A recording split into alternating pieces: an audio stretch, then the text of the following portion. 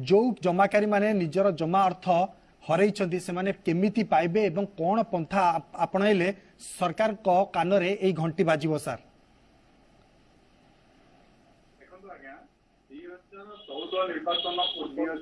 निर्वाचन पूर्व राज्य सरकार सिविक फंड जमाकारी टंका केमी फेरस्त हम और गोटे कॉर्पोरेट फंड गठन कराई लोकंर पैसा केमी दिज्व एवं कले जो मैंने छोट जमाकारी से पैसा आम दबू आपण एफिडेविट फाइल बहुत कथा बहुत विषय आलोचना है। प्रकृत पक्ष देखा राज्य सरकार जमाकारी मानकर पैसा फेरवार कौन प्रकार गोटे उत्तम ना आते जो चिटी फंड जमाकारी कथा जो मैंने ऑर्गेनाइज कर मूवमेंट कर किसी समय तले जो दिल्ली कृषक आईन विरुद्ध जो आंदोलन होता कृषक आईन एवं चिटी फंड आंदोलन चिटी फंड जमाकारी आंदोलन बहुत हेवन हेवन फरक अच्छी से गोटे ऑर्गेनाइज सेक्टर रे काम कर पेट पाटनार कथा चिटी फंड रे जो मैंने middle class lower middle class लोक सी तार धड़ा झाड़ बुआ धनटा 2 वर्ष से 5 गुण हो कि गुण हो कि 5 वर्ष डबल हो आशा रखी बांधी गोटे नन ऑर्गेनाइज्ड सेक्टर ये जो पैसा न बांधीदे सरकार प्रोत्साहन आपड़ देखिए बहुत खबर कागज टीवी से समय मुख्यमंत्री समेत बहुत मंत्रिमंडल बड़ बड़ मंत्री जंत्री सब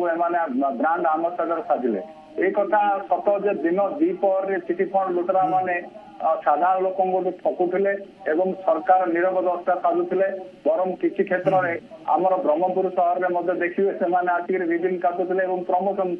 करते तेणु वास्तव में देखा गले आईन अदालत चिटी फंड पैसा लोक फेरी पाइबे एक कथा आप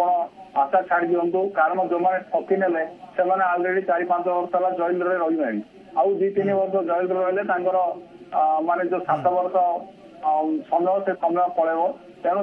जेल सरकार रखिपारे तेणु लोके जो पैसा देकर ठकी से हम वास्तव में कहवाक गले राज्य सरकार कौन प्रकार आग्रह ना देखो आज्ञा सरकार नीति सरकार 2टी काम सरकार गठन कराए साधारण लोक धन जीवन को रक्षा करवा धन एवं जीवन संपूर्ण भाव में सरकार रक्षा कर दायित्व एवं राज्य सरकार ना धन रक्षा करें ना लोकंर जीवन को रक्षा करें तेणु वास्तव में कहवाक गले आईन अदालत चिटी फंड टंका से फेरस्त पाइबे ए विश्वास मु अंततः करें तेणु राज्य सरकार जदि किसी करेंगे एवं जमाकारी माने लगातार भाव में लड़ाई करेंगे जदि किसी हम तेणु आज मुझे आउ गोटे कथा कहूँ बड़ दुर्भाग्यर कथा आप किसी समय पर तले कहले जे चिटी फंड जमाकारी माने आंदोलन कर 2014 परिवर्तन है 2019 परिवर्तन है वास्तव कथा हूँ आंदोलन रे जो निष्ठा रहा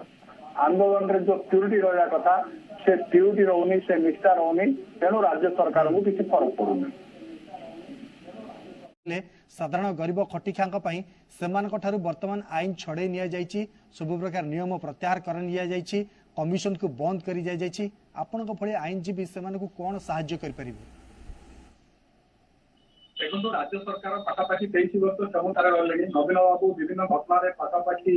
24 ରୁ 25टा मु जानिबारे बहुत अधिकारी कमिशन बसैछन्ती एवं आपण भल भाव रे कथा बुझु गणित को 25टा कमिशनर कमिशन को मध्य राज्य सरकार ग्रहण कर जेतलो जो सेक्शन आंदोलन करछी से गोटे कमिशन बसुछ आपण जानिथिबे जेतेबेले ओडिशा हाईकोर्ट रो स्थायी बेंच प्रतिष्ठा पई बरमपुर एवं संबलपुर वाला मुवमेंट गले सेतलो मध्य 5 कमिशन बसिला आपण कलिंगनगर कथा कोंतु बा माइकांज गुलिकोंडा कथा कोंतु सब घटना राज्य सरकार गोटे कमिशन बसुଛନ୍ତି लोक ठकिया द्वितीय कथा है आपण जोटा जो कृषक आंदोलन एवं सीए आंदोलन कथा कहते ये एक ऑल पार्टी बा शासक दल को छाड़ी समस्त मिलित भाव में गोटे ऑर्गेनाइज्ड आंदोलन है सक्सेस देखो ए अग्निवीर जो मैंने विरोध कले सी कहीं सफल हो ना कारण स्टूडेंट मुवमेंट छात्र मैंने जो मैंने चाकरी आशा से गोटे निर्दिष्ट समय पर्यटन मुवमेंट करेंगे से वर्ष वर्ष धरी कैरियर को जो क्षिप्र जमा 10,000 रिक्सा वाला कि करने सी 5 वर्ष डबल हो 10,000 20,000 कि लक्षे कहीं 5 लक्ष आनी सी आसिक वर्ष वर्ष धरी सी ରୋड ରେ ବସି ପାରିବନି। ଏବଂ ସବୁଠୁ ବଡ କଥା ହଉଛି, ବଡ ଦୁର୍ଭାଗ୍ୟର କଥା ଏବଂ ବାସ୍ତବ କଥା ହଉଛି, ଯୋଉ ଲକ୍ଷ ଲକ୍ଷ ଲୋକ ଜିଲ୍ଲା ସଦର ମହକୁମାରୁ ଆରମ୍ଭ କରି ରାଜ୍ୟ ସେକ୍ରେଟାରିଏଟ ଅଫିସ ଆଗରେ ବିକ୍ଷୋଭ କରୁଛନ୍ତି, ସେମାନେ ଆସିଲେ ଗାଁ ଗଣ୍ଡାରେ ବିଜେଡି ପାଇଁ ପ୍ରଚାର କରୁଛନ୍ତି। ତ ସରକାର ଭାବୁଛି ଏମାନେ ଆମ ବିରୁଦ୍ଧରେ ସ୍ଲୋଗାନ ଦଉଛନ୍ତି କିନ୍ତୁ ଭୋଟ ଆମକୁ ଦଉଛନ୍ତି, ତେଣୁ ସେମାନଙ୍କର ଭୟ ଜାତ ହଉନି। ଆପଣ ଦେଖନ୍ତୁ କୃଷକ ଆନ୍ଦୋଳନ କଥା କୁହନ୍ତୁ ବା ସିଏ ଆନ୍ଦୋଳନରେ ସରକାର, ମୋଦୀ ସରକାର ଭୟଭୀତ ହେଲେ, କେନ୍ଦ୍ର ସରକାର ଭୟଭୀତ ହେଲେ ଯେ ୟୁପି ଇଲେକ୍ସନ ରେ ଏଇ କଥାଟା ଆମର ଏଡଭର୍ସରେ ଯିବ। ଯେତେ ଦିନ ପର୍ଯ୍ୟନ୍ତ ରାଜ୍ୟ ସରକାର, ନବୀନ ସରକାର ଚିଠି ଫଣ୍ଡ ଜମାକାରୀକୁ ଭୟ କରିନାହାନ୍ତି ଏବଂ ଗୋଟେ ବଡ ସେକ୍ସନ, କମ କଥା ନାହିଁ 50 ଲକ୍ଷରୁ ଉର୍ଦ୍ଧ୍ୱ ଲୋକ ଏମାନେ ବିଜେଡି ବିରୁଦ୍ଧରେ ଭୋଟ ଦବ ବୋଲି ଗୋଟେ ବାତାବରଣ ତିଆରି କରିନାହାନ୍ତି, ସେତେଦିନ ପର୍ଯ୍ୟନ୍ତ ରାଜ୍ୟ ସରକାର ଚାହିଁବେନି, ଶୋଇକିରି ରହିବେ। କାରଣ ଏମାନେ ମୁଭମେଣ୍ଟ କରୁଛନ୍ତି ଭୁବନେଶ୍ୱରରେ ଏବଂ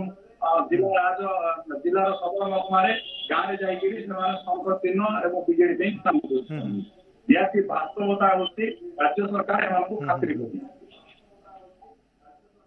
लास्ट प्रतिक्रिया नेबाकू चाहिए पीतवास बाबू, आपनकर प्रतिक्रिया कौन? आईनगत प्रक्रिया केमी होगा दरकार? जबत संपत्ति केते सुधा नीलाम होई कि लोक फेरा दरकार? गोटे मिनिट रे सारंतु सर।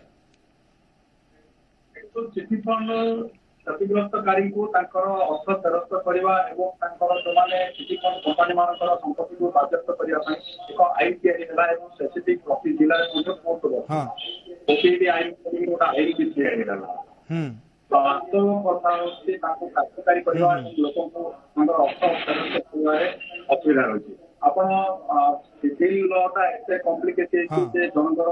ପ୍ରପର୍ଟି ଟାକ୍ସ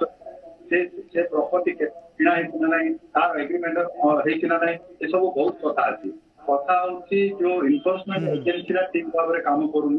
ତେଣୁକରି କ୍ଷତିଗ୍ରସ୍ତ ଲୋକ ତାଙ୍କର ପଇସା ପାଇପାରୁନାହାନ୍ତି। ଏବଂ ବଡ କଥା ହଉଛି ଓଡିଶାରେ ଯୋଉ ପବ୍ଲିକ ଓପିନିୟନ ଟା ଦରକାର, ସେ ଓପିନିୟନ ଟା ଯେହେତୁ ଦୁର୍ବଳ, ରାଜ୍ୟ ସରକାର ତାର